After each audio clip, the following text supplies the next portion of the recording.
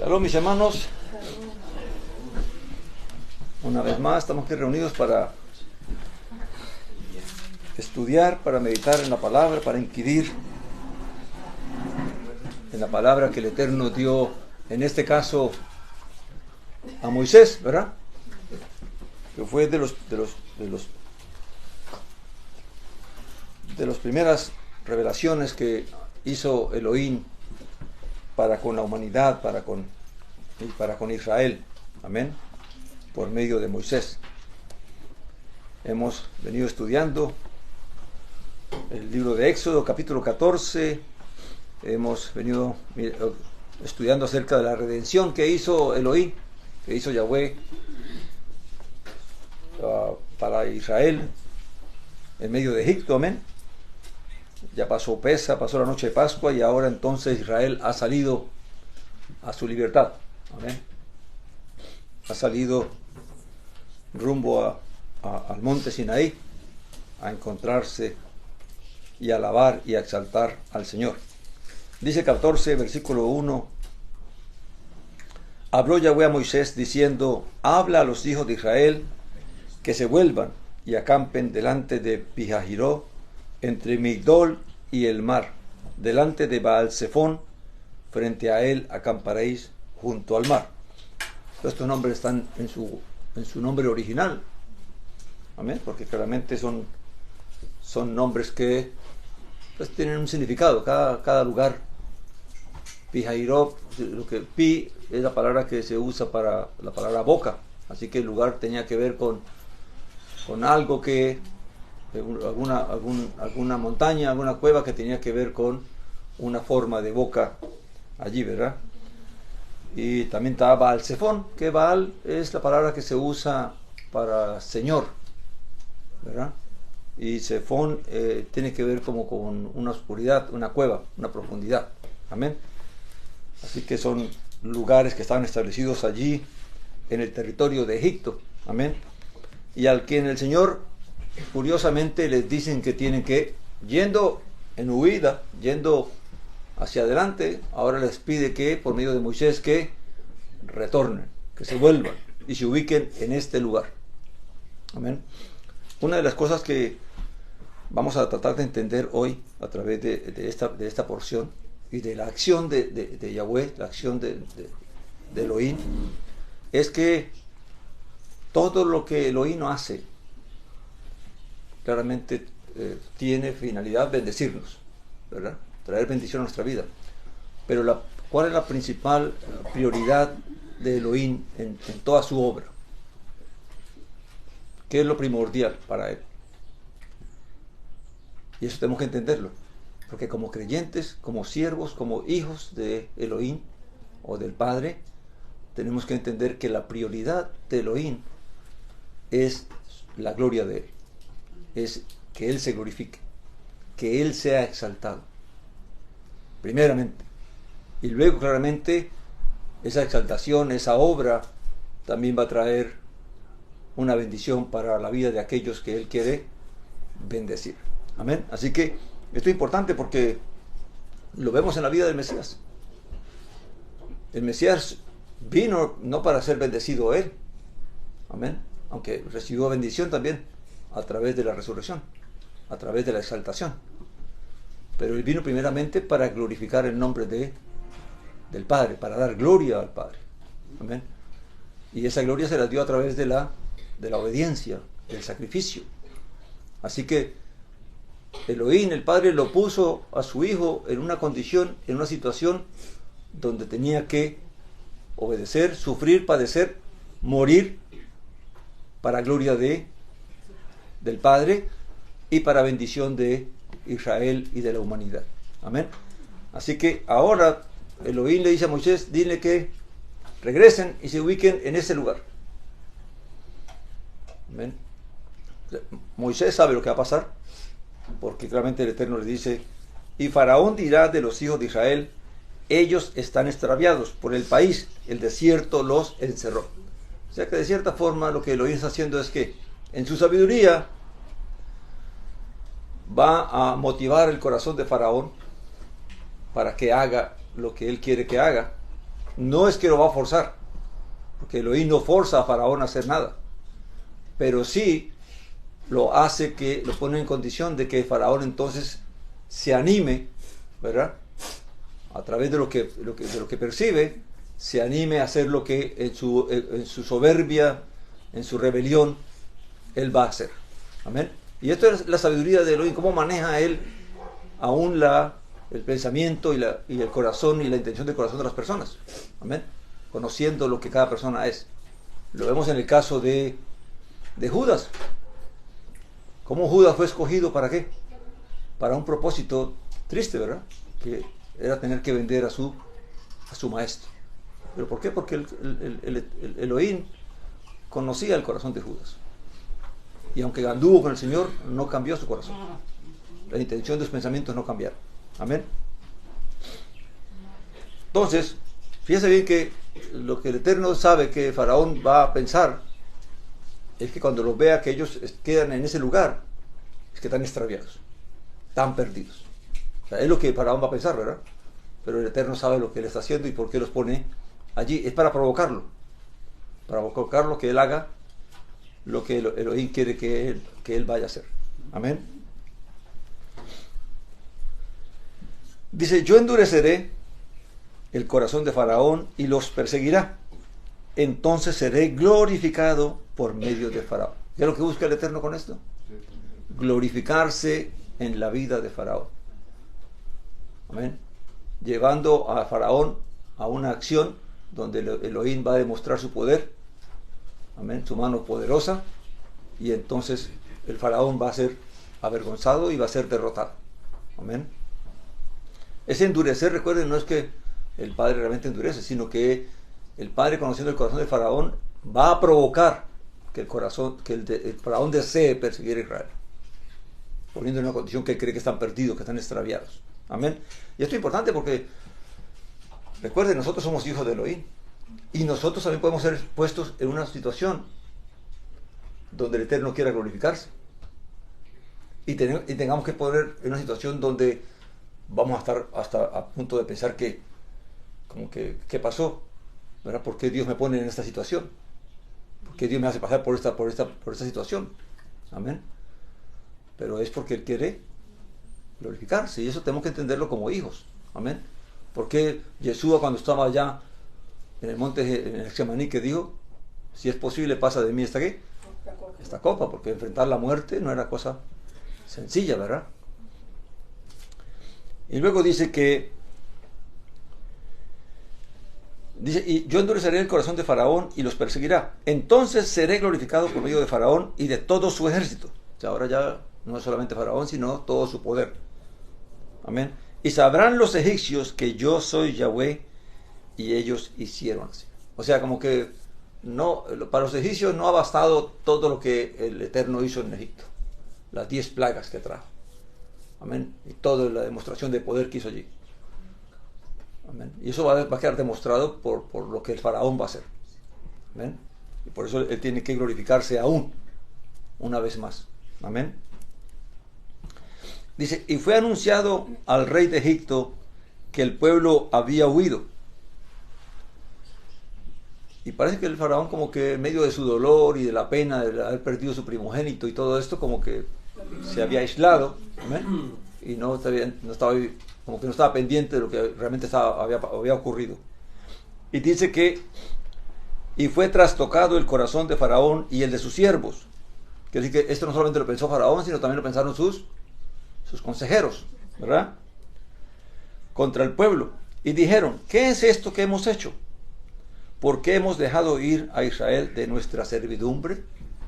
Amén. Entonces se dan de cuenta del error que habían cometido. Recuerden que el Eterno le había mandado al Faraón que enviara a su pueblo del desierto, ¿verdad? Pero tenía que hacer algo que tenía que ser en obediencia, voluntario, obedeciendo el mandamiento de Elohim. Esto que hicieron ellos, claramente lo habían hecho no por obediencia, sino fue que en medio del dolor y temiendo que Elohim fuera a hacer mucho más daño, entonces los dejaron que se fueran. Pero ahora que ya pasa el dolor, pasa todo lo que es el entierro de sus primogénitos y todo la pena que pasaron, ahora entonces se dan de cuenta como que el daño que ellos que se habían causado al perder a toda su mano de obra. Amén.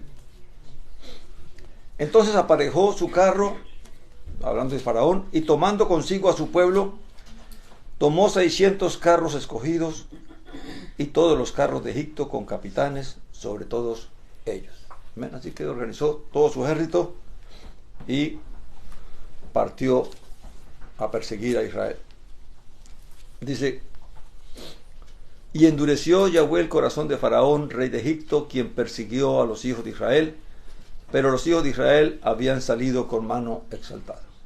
Quiere decir, Israel no había salido porque sí, sino que habían salido es por la acción, por la obra y el poder de la obra, del accionar de la mano del Eterno contra Egipto, ¿verdad?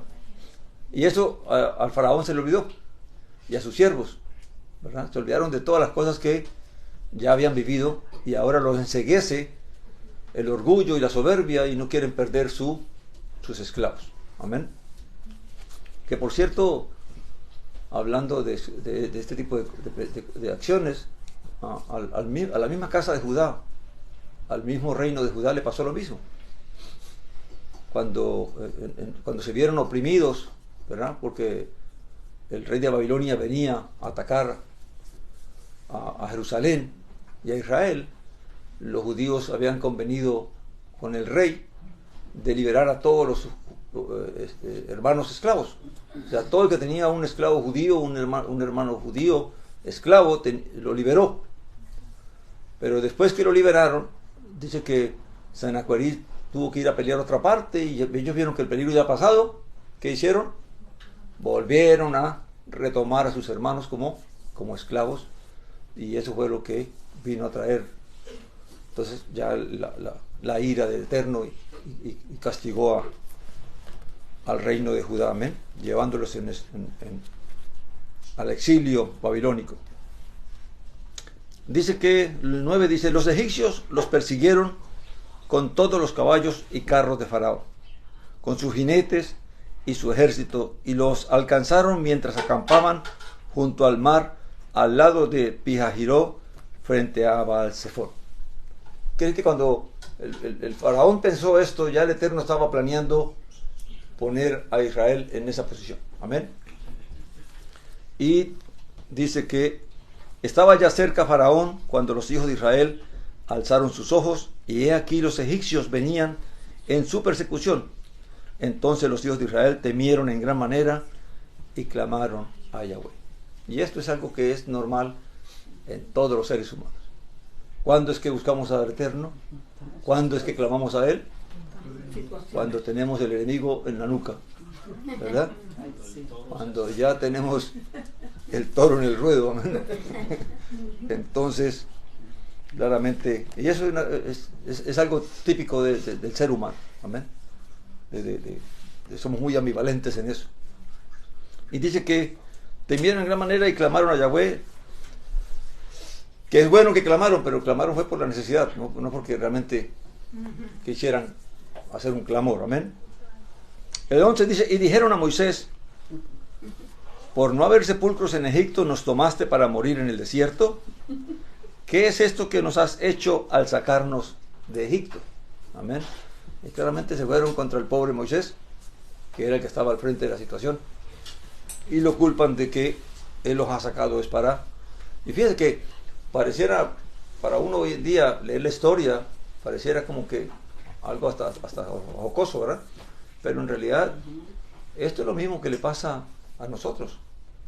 ¿Cuántas personas uno les ha dado la palabra y han creído, y después que han creído le vienen una serie de situaciones que dicen: pero de que mejor estaba cuando estaba en el mundo que ahora que estoy en el Evangelio? Y así lo dicen las personas, ¿verdad? Porque realmente las pruebas que vienen, romper esos lazos, romper esas ataduras con el mundo no es fácil, y el Eterno tiene que hacer algo bien fuerte para que eso se rompa.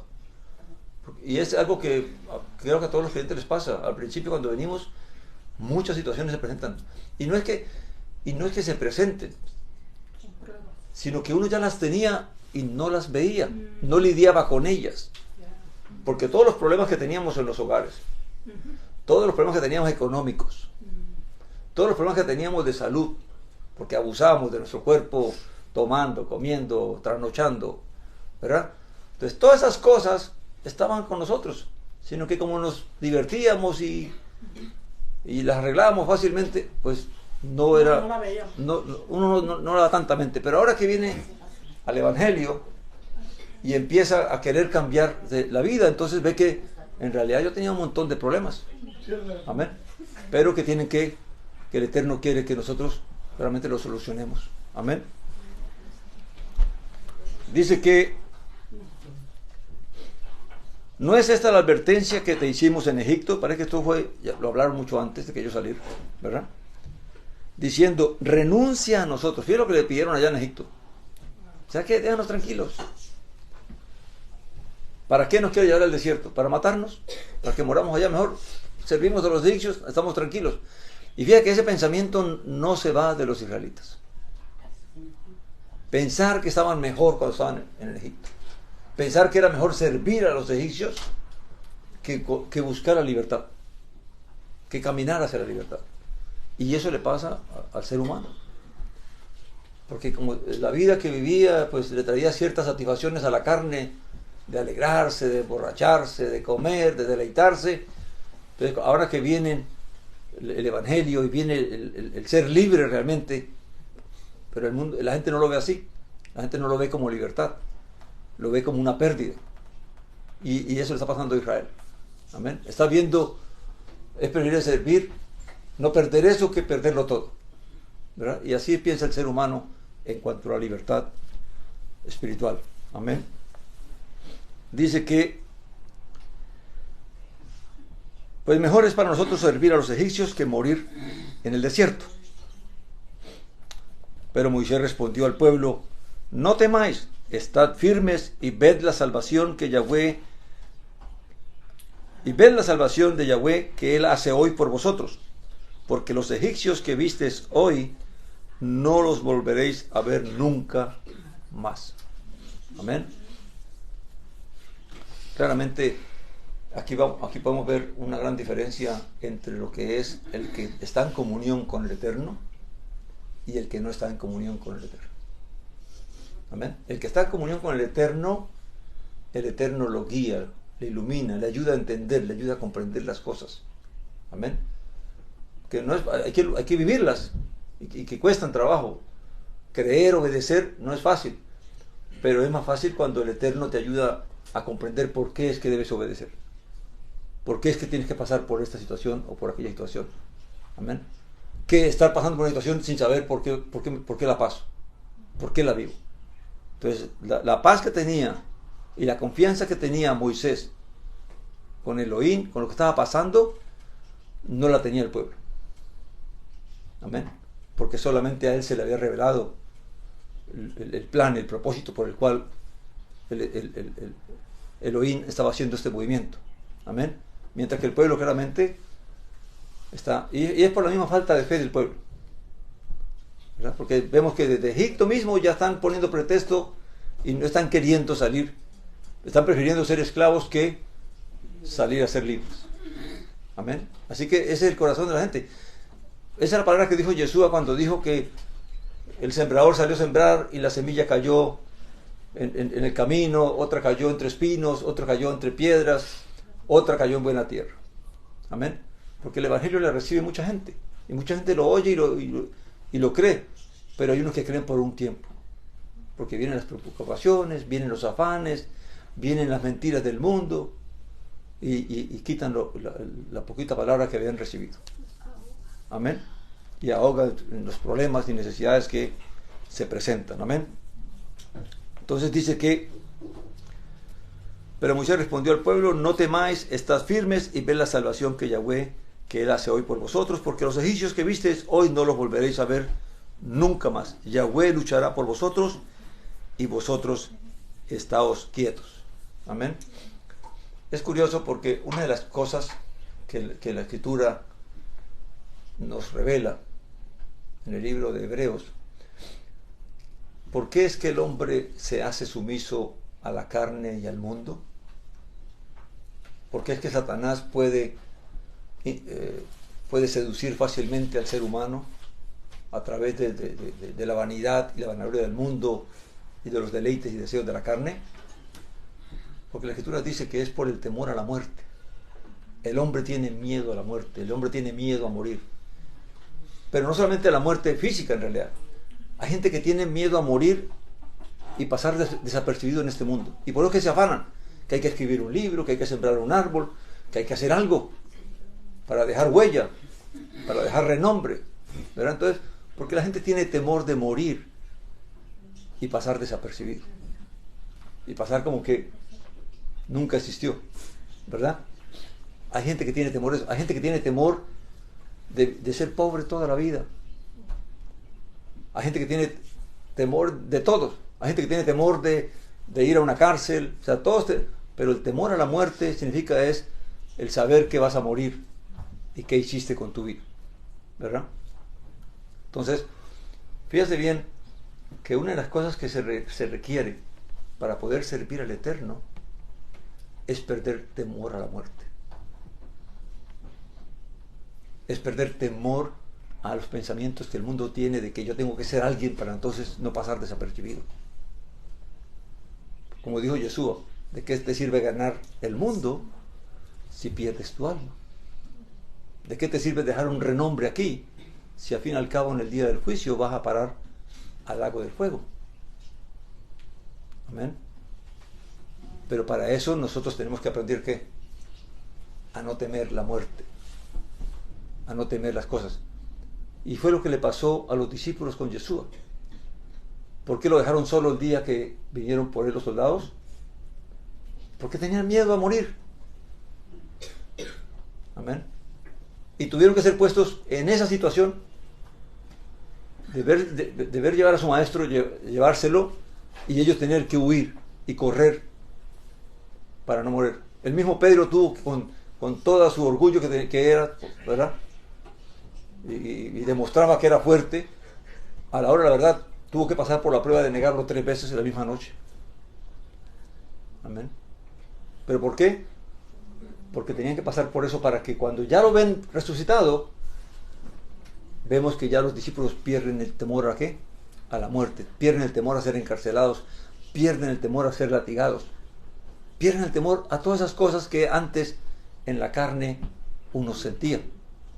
Amén. El que empieza a caminar con el Eterno y empieza a entender y a comprender esos temores que tenemos en la vida, en la carne, el Señor tiene que irlos quitando. Pero a veces tiene que ponernos en situaciones donde tenemos que subir una experiencia bien fuerte para que ese lazo se rompa completamente. Porque si no seguimos con esos temores y esas dudas.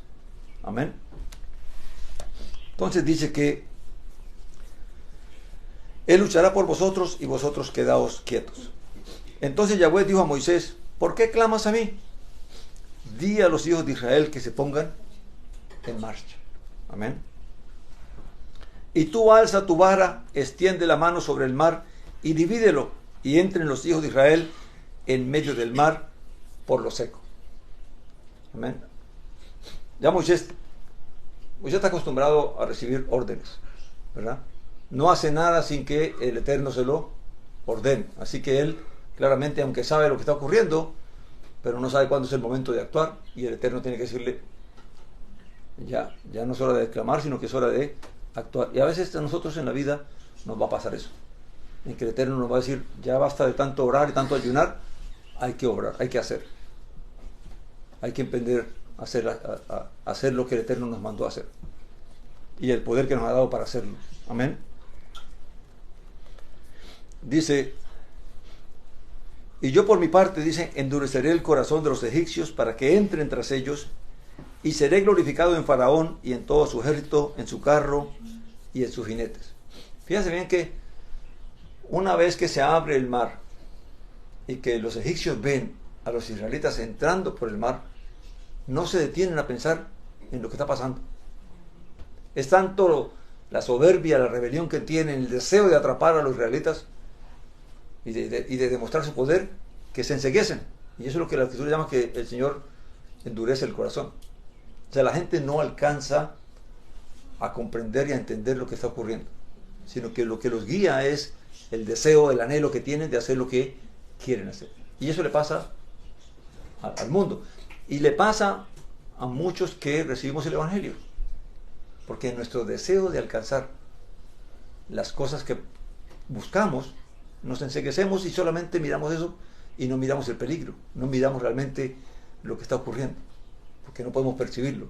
Recuerde que esta es la gran diferencia que tiene el que tiene comunión con el Eterno del que no la tiene.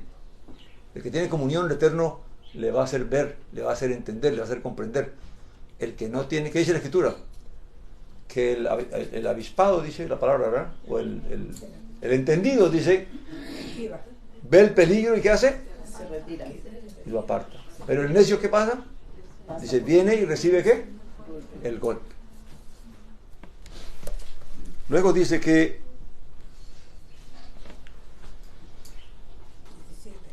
el 17, ¿verdad? Y yo por mi parte endureceré el corazón de los egipcios para que entren tras ellos y seré glorificado en Faraón y en todo su ejército, en su carro y en sus jinetes. Entonces aquí vemos que Israel fue un instrumento de Elohim para glorificar su nombre.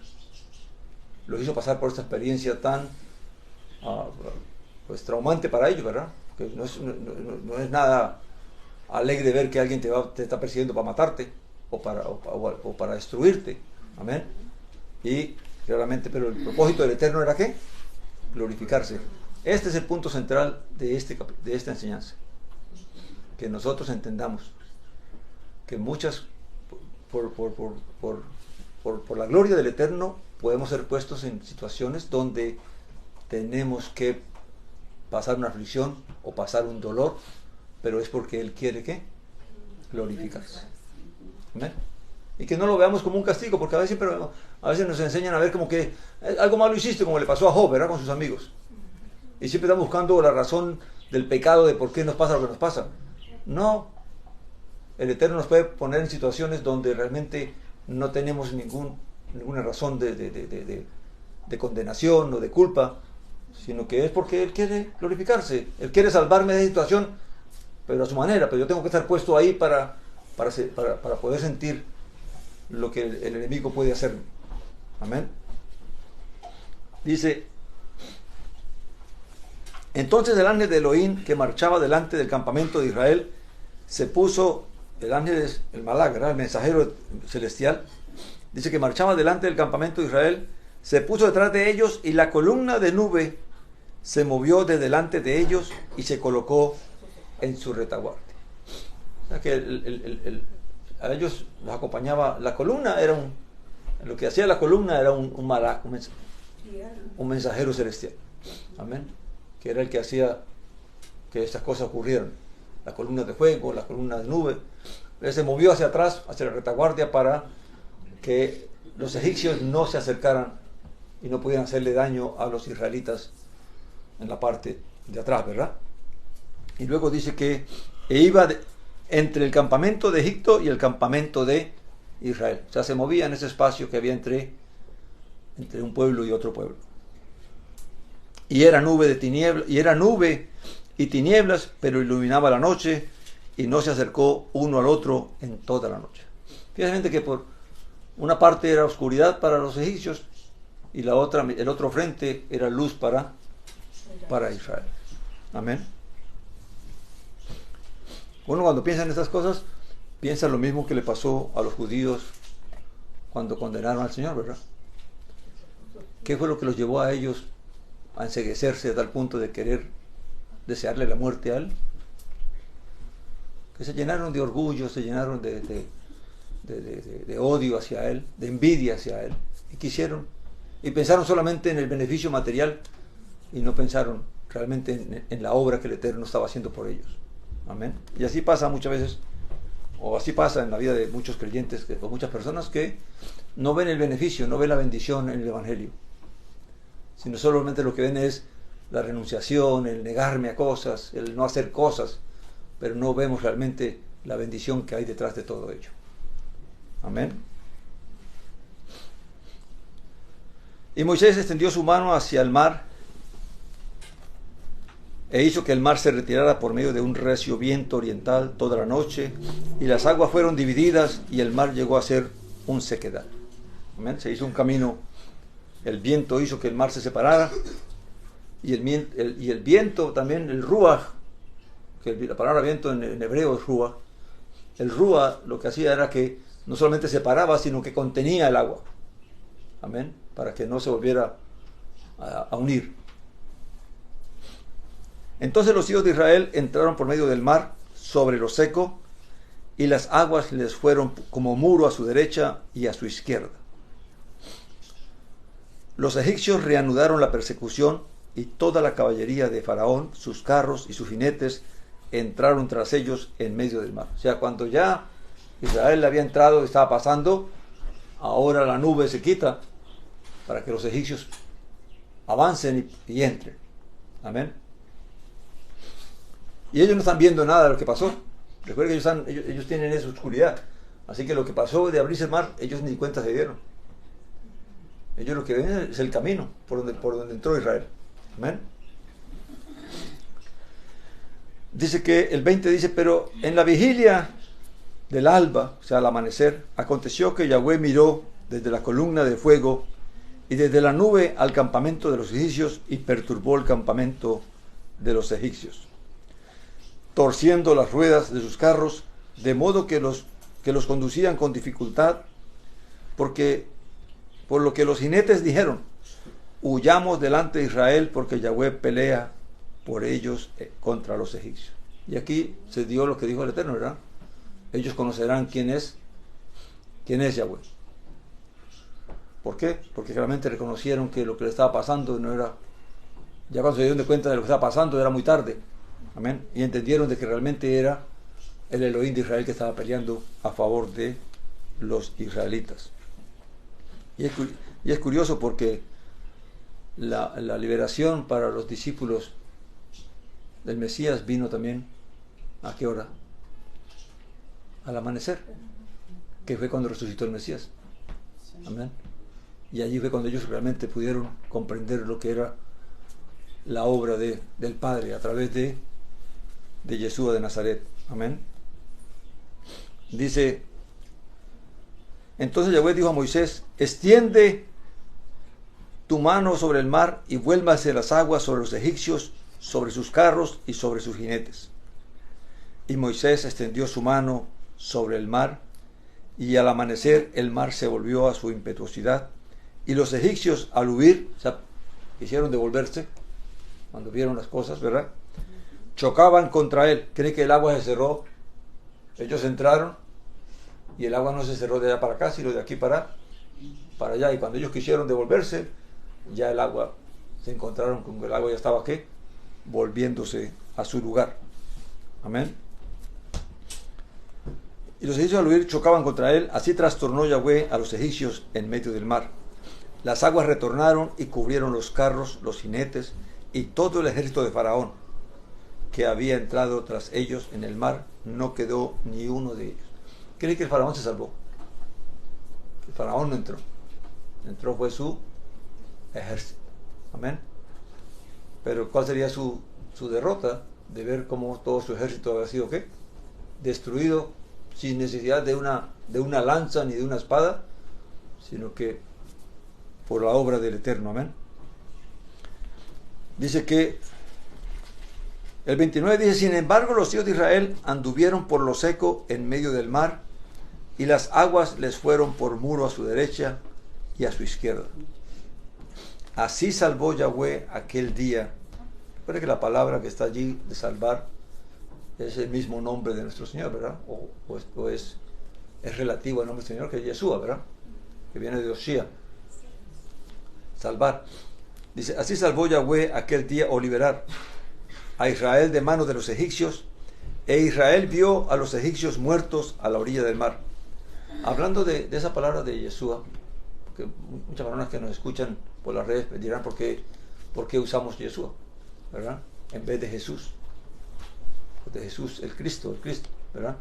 Y claramente usamos Yeshua es porque la gloria que el Padre le dio a su Hijo es que le dio un nombre que es sobre todo nombre. ¿Pero por qué es que ese nombre es sobre todo nombre? Porque su nombre es salvación, ¿verdad? Yeshua significa en hebreo salvación. Por lo tanto, es un nombre sobre todo nombre, porque no hay un nombre, dice, en la tierra en el cual podamos ser ¿qué? Ser salvos. Entonces, por eso cuando decimos Yeshua, no estamos diciendo en realidad un nombre, estamos diciendo es que Yeshua es salvación. Y solamente en ese nombre, en esa salvación, es que somos ¿qué? Es que somos salvos. Amén. Y no es que le cambiamos el nombre, sino que realmente estamos usando el nombre original porque es el significado. Porque eso es lo importante del nombre. La gloria del nombre es que solo Él puede salvar.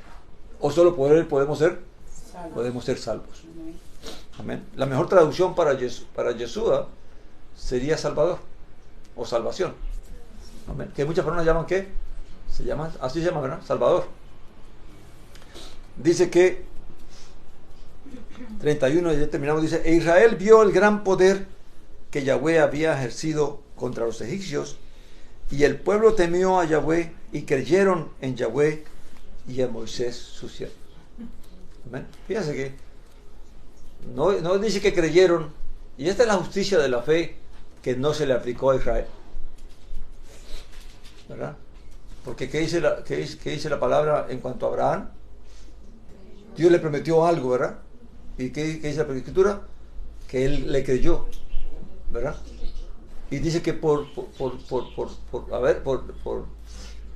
su fe, por haberle creído al Eterno, le fue contado por justicia. Los israelitas, con todo lo que el Eterno hizo en Egipto, aún no habían creído en el Eterno. Por eso no se justificaron en la fe. Porque lo que justifica la heredad de los creyentes, ¿cuál es? La justicia de la fe. Somos justificados por la fe, por creer. Pero no solamente porque decimos creemos, sino porque creemos y obedecemos. Creemos y caminamos en esa fe. Amén. Tristemente Israel es allí donde dice que creyó, pero fue por un momento, ¿verdad? Porque más adelante vamos a ver que tristemente lo que va a pasar con esta generación que salió de Egipto. Amén. Como tristemente las pruebas que vinieron van a revelar que en realidad aún no creyeron. Con todo lo que vieron, con todo lo que el Eterno hizo por ellos, aún así no creyeron. Y aún ni en Moisés, porque más adelante vamos a ver cómo se rebelan contra la autoridad de Moisés mismo. Amén. Y esto es triste porque el hecho de que nosotros nos reunamos como hermanos, nos reunamos como creyentes, no quiere decir que nosotros no estemos pasando por lo mismo. Hay personas que tienen problemas con esto. Hay personas que tienen problemas con creerle a Dios. Y hay personas que tienen problemas con lidiar con los líderes que Dios pone. Amén. Hay gente que tristemente envidia las posiciones, envidian los dones, envidian el liderazgo, o anhelan también el liderazgo. Amén. Entonces, todo esto realmente es algo que cada creyente lo puede vivir, si es que realmente nuestra fe no es genuina, no es sincera, no es honesta para con el Eterno. Amén. Algo que escribía acerca de esto de la fe es que una de las cosas que revela que un creyente realmente ha llegado a comprender lo que es la fe es cuando el creyente está dispuesto realmente a renunciar a la gloria de este mundo y a las cosas de este mundo. Mientras que nosotros, claro que es un proceso, ¿no? Eso no es de la noche a la mañana, pero el proceso nos lleva a esa que cada día vamos sintiendo más gozo, vamos sintiendo más libertad en cuanto a lo que este mundo nos ata. Si un creyente no siente que va camino contrario a lo que el mundo va, que en vez de anhelar lo que el mundo anhela, él anhela más lo que Dios ofrece, claramente es una revelación de que él está en el proceso de estar comprendiendo y entendiendo lo que es servir al Padre, lo que es ser creyente. Porque lo que importa es que nosotros glorifiquemos a Dios, no solamente con nuestra obediencia, no solamente con lo que el Eterno puede hacer con nuestras vidas, sino con lo que nosotros hacemos en cuanto a la fe. Uno debería preguntarse, ¿se está glorificando Elohim en mi vida? ¿Está mi vida dando gloria al Eterno? Eso es algo que uno debería preguntarse, porque para eso vivimos, para darle gloria a Él. Amén. Si yo no doy en ningún aspecto gloria al Padre, gloria al Eterno, entonces ¿de qué sirvo? ¿Entiende? Tristemente los creyentes se nos ha enseñado por el mal evangelio que se predica a solamente ocuparse en las cosas terrenales y materiales, pero se nos olvida que la bendición más grande que el Eterno nos ha concedido es ser instrumentos para que Él sea glorificado. Yeshua, cada vez que sanaba a alguien, ¿qué pasaba? Glorificaba a Yahweh. Cada vez que por causa de Yeshua el Padre hacía algo, le glorificaban a Él. Amén. Entonces, nosotros somos llamados para eso. Y tenemos que pedirle al Padre que en su misericordia nos conceda ser instrumento de Él para eso. Amén. Fíjense bien que la Escritura dice que fuimos creados ¿para qué? Para buenas obras. Obras que Elohim preparó de antemano para que nosotros caminemos en ellas. O sea que en la medida que nosotros caminamos en esas obras que Él preparó, pues yo tengo que descubrirlas. ¿Cuáles son las obras que Él preparó? ¿Cuáles son las obras que yo tengo que ir haciendo para que a través de esas obras Él sea ¿qué? Glorificado. Claramente también se glorifica en mi obediencia. Cuando la gente que me conoce, la gente que nos conoce, ve que por nuestra fe nosotros somos diferentes, actuamos diferentes, pensamos diferentes, no nos dejamos arrastrar por lo que el mundo se deja arrastrar, entonces Dios también es glorificado en nuestra obediencia. ¿Amén? Y Él debe ser glorificado en nuestra obediencia, pero también puede ser glorificado en nuestras obras, en lo que podamos hacer, en el bien que podamos hacer. Amén, mis hermanos. Vamos a dejarlo allí. Perdón, grave la oración, amén, porque al comienzo no se grabó. Voy a poner aquí los amén. en línea. Padre Santo y Padre Bueno, bendito, alabado sea tu santo nombre. Gracias damos a ti, Padre Eterno, por tu misericordia, por tu amor, por tu buena voluntad para con nosotros, Padre amado. Padre Eterno, te damos gracias por este tiempo, por la palabra, Señor, por la porción escritural que hemos leído. Y te pedimos, Padre Eterno, que el conocimiento, el entendimiento que tú nos has dado, Señor, a través de tu Espíritu, a través de tu palabra, en este día, en cuanto a la glorificación de tu nombre, en cuanto a tus obras, en cuanto a lo que somos delante de ti, Padre Eterno, y para lo que nos has llamado, que tú nos concedas, Padre amado, no solamente el conocimiento y el entendimiento de lo que somos, Señor, y de lo que debemos hacer para glorificar tu nombre, sino que tú nos ayudes por el poder de tu Espíritu a hacer aquellos que tú nos revelas, Señor, que tú nos das ese entendimiento, Padre amado, porque no es solamente el querer, también se requiere el hacer. Y solo tú, Padre Eterno, puedes poner el querer como el hacer en nuestras vidas, porque el querer puede estar en nosotros, pero no el hacerlo. Ayúdanos, Padre amado, porque sin el poder de tu Espíritu nada podemos hacer. Llénanos cada día más del poder de tu Espíritu y guíanos. Y llénanos de este gozo, del gozo de saber que estamos caminando en obediencia a ti, que estamos caminando en tus obras, que estamos caminando en la glorificación de tu nombre y en la exaltación de tu nombre y del Cordero Santo que vive y reina a tu diestra y que pronto ha de venir. Padre, gracias. Gracias, Padre Eterno, por cada uno de mis hermanos aquí presentes, por los que están oyendo y los que oirán, Señor, la palabra tuya. Y por aquellos que hoy están en necesidad, Padre Eterno, por los que están enfermos, por los que están sin trabajo, por los que están en necesidad espiritual, física, mental, emocional, por los que están afligidos, aún por los que están a punto de entrar, Señor, en depresión, o están siendo tentados, Señor, a deprimirse por cualquier problema, por cualquier complicación en sus vidas, que seas tú fortaleciéndoles, salvándoles, guardándoles, sosteniéndoles en esta hora, por la gracia de tu Hijo amado, de nuestro Señor Nazaret, te lo pedimos y te damos gracias. Amén, Señor. Amén. Amén. Amén.